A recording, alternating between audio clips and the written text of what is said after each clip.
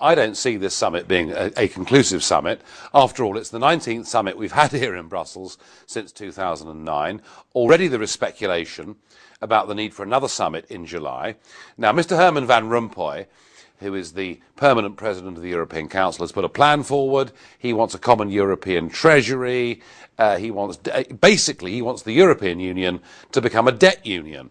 And whilst that may be acceptable to some of the southern countries who are effectively bust, to the northern countries it's not. The focus always is on Germany. You know, will Merkel blink or not? But actually, the truth of it is that the Finns and the Dutch feel the same. So we will stagger on after this conference, I think, without much conclusion at all.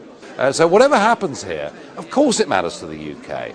But what mystifies me is that the UK government, led by David Cameron, are actually urging the rest of the European Union to push on to a full fiscal union, to a full political union, indeed to a union that will be utterly dominated by Germany.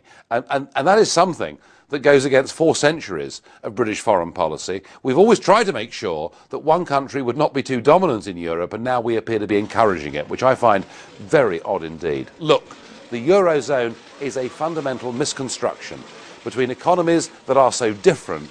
An economic and monetary union between them was never going to work. The only way forward for Greece, Spain and Portugal and such countries is to recognise that the euro is a mistake, to break away from it, to get their own currencies back, to have a competitive devaluation and to get their own democracies back. That is the only way forward. What we're doing here, if we keep propping up the euro, if we keep trying to find ways of preserving and reinforcing failure, what we're doing is guaranteeing a miserable future, not just for the tens of millions of people who will be forced below the poverty line, but actually we may pay a very heavy social cost for this too, in terms of insurrection and violence. And actually, what we've got here, I think, is an unbridgeable gulf between the culture of Northern Europe and the culture of Southern Europe. And what we do at these summits, and remember, this is summit number 19 since 2009, all we do is kick the can down the road.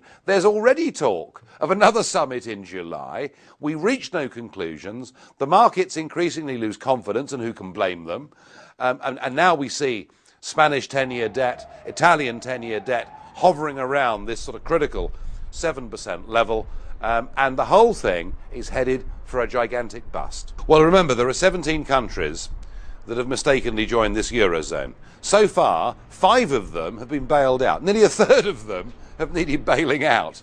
But the Spanish bailout was perhaps only a fraction of what is genuinely needed. If the Italian bailout comes, there is not enough money in Europe to bail out Italy, which has the 3rd highest level of debt in the world, exceeding 2 trillion. The policymakers, the people really in charge of this, appear to be blinded to the whole thing. I mean, Mr. Barroso at G20 in Washington just last week appeared to be living on a different planet. You know, you can only go on kicking the can down the road for so long. I believe there is a very real and genuine risk that over the course of this summer, the markets will overwhelm the whole of the European system. When Van Rompuy talks about political, democratic support for political union, it's laughable. He doesn't mean it. They treat democracy here with absolute contempt. The European Union as it is not undemocratic, it's actually fundamentally anti-democratic. They're trying to get 27 member states to give up the ability through general elections and through having new presidents and new prime ministers from deciding their own budgetary rules. These are very, very bad, dangerous people. They're the worst people we've seen in Europe since 1945. Now, when you say to a country that's just picked up a huge 20-year bill, could you please pick up a bill for Greece, Portugal, Ireland, Spain, and possibly even Italy? Oh, and by the way, your commitment to this is indefinite.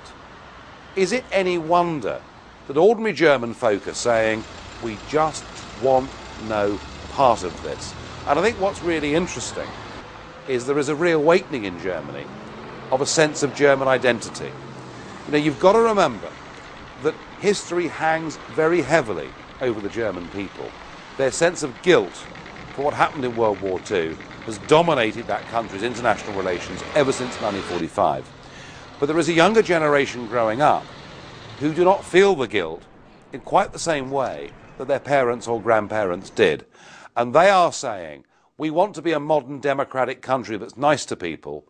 We're happy to be cooperative across Europe, but we are not going to be the mugs of this game. We are not going to go on bailing out failing southern European countries who, frankly, should never have joined this Eurozone in the first place. And Angela Merkel, who is no fool and who is a very astute politician, knows that. If you take away from people their right to determine their own futures, to live under their own rules, to take away from them their nationality, then you risk doing something that we stupidly did back in 1920 with Yugoslavia, where we took diverse, different Balkan states, we forced them together against their will, under a new identity, and you and I both know, since 1990, of the awful things that have happened as those countries have fought to get back their independence, self-determination, democracy and freedom. We mustn't allow the European Union to make those same mistakes.